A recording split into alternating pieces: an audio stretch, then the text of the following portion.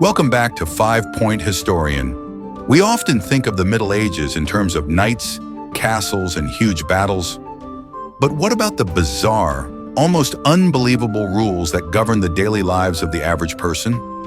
Forget the grand wars, we're talking about the minute details that made medieval existence absolutely wild.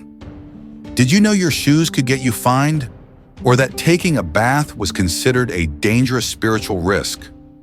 The laws of the day reached into every corner of daily life, controlled by a mix of fear, class obsession, and strange medical beliefs. Today, we're diving into the social contracts, the fashion police, and the health hazards of the era to uncover the 5 weirdest forgotten rules of medieval daily life. If you love uncovering history's most bizarre secrets, smash that like button right now and hit subscribe so you don't miss our next deep dive. 1. The fashion police, sumptuary laws and class control. Imagine the government dictating the texture, color, and even the length of your shoes. This was the reality under our first weird rule, the enforcement of sumptuary laws, or the medieval fashion police. The Middle Ages operated on a rigid class structure, from king to peasant, and maintaining that visual hierarchy was paramount. Enter the sumptuary laws. These were not mere suggestions. They were detailed, enforceable legal codes that dictated exactly what materials each social class was permitted to wear. The fabric hierarchy. If you were a peasant, you were limited to coarse, rough wool and plain, earth-tone colors like browns and dull greens. God forbid you were caught wearing luxurious, imported silk, which was reserved exclusively for the high nobility and royalty. Wearing an expensive color like Tyrian purple or using pure gold embroidery could land you in immediate trouble, as these were symbols of sovereign power and extreme wealth. The law was designed to ensure that a noble could spot a commoner from a quarter mile away, preventing any social climbing or confusion. The absurdity of accessories. The rules didn't stop at fabric, they targeted accessories too. One of the most famous examples is the poulain or krakow, shoes with absurdly long, pointed toes. The length of your toe determined your status. A commoner's toe length might be limited to 6 inches, while a baron or count could sport a toe up to 24 inches long. Since walking and working were almost impossible with these massive shoes, they were a perfect, impractical status symbol. Violating this rule wasn't just a fashion faux pas. It was an act of social rebellion that could result in fines or public shaming. The economic impact. The enforcement of these laws also had a clear economic purpose. They curtailed the spending power of the newly rich merchant class, forcing them to remain visually subordinate to the inherited nobility. This kept the social order stable and prevented wealth from translating directly into noble status.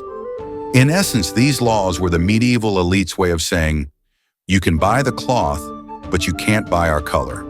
The sheer level of governmental micromanagement over personal wardrobe is almost unbelievable from a modern perspective. 2. The Curfew Rule, no fires or flashlights after dark. Now let's talk about the danger that lurked when the sun went down. Our second forgotten rule is related to public safety and fire. The strict mandatory curfew and the order to cover all home fires after a certain hour. Medieval cities were cramped, wooden, and incredibly vulnerable to fire. A spark was all it took to wipe out an entire district. To combat this ever-present threat, city authorities enforced a strict curfew. The word itself comes from the Old French term couvre-feu, literally meaning to cover the fire. The daily routine of fear. When the town bell rang, usually around 8 p.m., every household was required by law to extinguish or smother their hearth fires using a heavy metal cover. The air would immediately grow colder and darker as the community prepared for the night.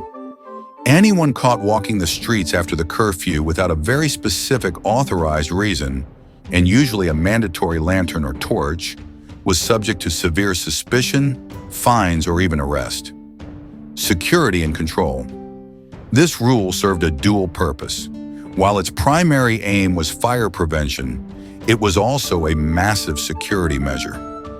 Dark streets were perfect hunting grounds for thieves, vagrants, and potential conspirators. By clearing the streets, the few night watchmen could more easily spot unauthorized movement. The combination of fire safety and public order turned the medieval city into a tightly controlled environment the moment the sun set. The sound of authority. The nightly curfew bell was the dominant sound of social control. It was the absolute non-negotiable end of the working day, the end of socializing, and the start of a long, dark, and strictly enforced silence. Breaking this rule meant not only risking a fire, but deliberately challenging the city's highest authority. It was a trade-off, a complete surrender of nighttime personal freedom for the collective security of the community. 3. The mystery of bathing, sin, disease, and scarcity. For our third bizarre rule, we tackle personal hygiene. Today, a daily shower is a given, but in the Middle Ages, bathing was often seen as a spiritual danger and a physical risk. Our rule, bathing was a suspicious and sometimes prohibited activity, driven by fear and morality. During the Roman Empire, public baths were centers of social and hygiene life. But by the High Middle Ages, this culture had largely evaporated, replaced by intense suspicion, particularly from the church. The church criticized public baths as breeding grounds for moral corruption and licentious behavior. They saw the public display of the body and the mingling of sexes as a pathway to sin, making regular bathing a morally dubious act. The medical scapegoat. Adding to the moral panic was a medical theory. As major plagues like the Black Death ravaged Europe, doctors relied on the ancient Greek theory of humors. They developed a terrifying belief that hot water, the very act of bathing, would open the pores of the skin. Once the pores were open, the contaminated bad air, or miasma, could easily enter the body, carrying disease. Therefore, to protect oneself from the plague, one had to keep the pores closed. This meant avoiding bathing, or limiting it to quick sponges with dry cloths. Substitutions and scarcity. Instead of water, people relied heavily on perfumes, herbs, and linen clothes. Since the church often taught cleanliness of the soul was far more important than cleanliness of the body, these beliefs solidified into a norm. A person who bathed frequently was seen as frivolous, vain, or spiritually weak. The irony is staggering. A rule intended to save lives and souls inadvertently made the medieval cities notorious for being filthy and disease-ridden. 4. The baker's law. No cheating the weight of bread, from personal hygiene to essential food. Our fourth rule highlights the extreme lengths taken to protect the most basic commodity. This is the baker's law, the absolute prohibition and severe punishment for shortchanging the weight of bread. Bread was the undisputed king of the medieval diet, making up the vast majority of a commoner's calorie intake. It was literally life or death. The bakers' guilds, Loncus, and town authorities knew this, and the laws governing the weight, quality, and price of a loaf were exceptionally strict, far stricter than laws governing luxury goods. The dozen rule. This urgency led to the concept of the baker's dozen. Since weights and measures were often imprecise, and baking was a complex process, a baker always risked accidentally selling a loaf that was underweight. To protect themselves from the extremely harsh penalties for cheating the poor, bakers started including an extra loaf, the 13th one, in every dozen they sold. This served as insurance against being accused of breaking the law. The ultimate penalty, the punishment for being caught deliberately selling light or adulterated bread, was terrifying in public. A baker was often tied to a tumbrel, a cart, and paraded through the streets while the townspeople pelted them with the very bread they had cheated on. Worse still, they could be put into the pillory, or in some cases have their hands chopped off. This wasn't just punishment for fraud, it was punishment for threatening the stability and survival of the community. It perfectly illustrates how seriously medieval society took the integrity of the food supply. 5. The ban on casual swearing, oaths, and sacred body parts. Our final forgotten rule concerns language and theology, revealing how seriously people took their words.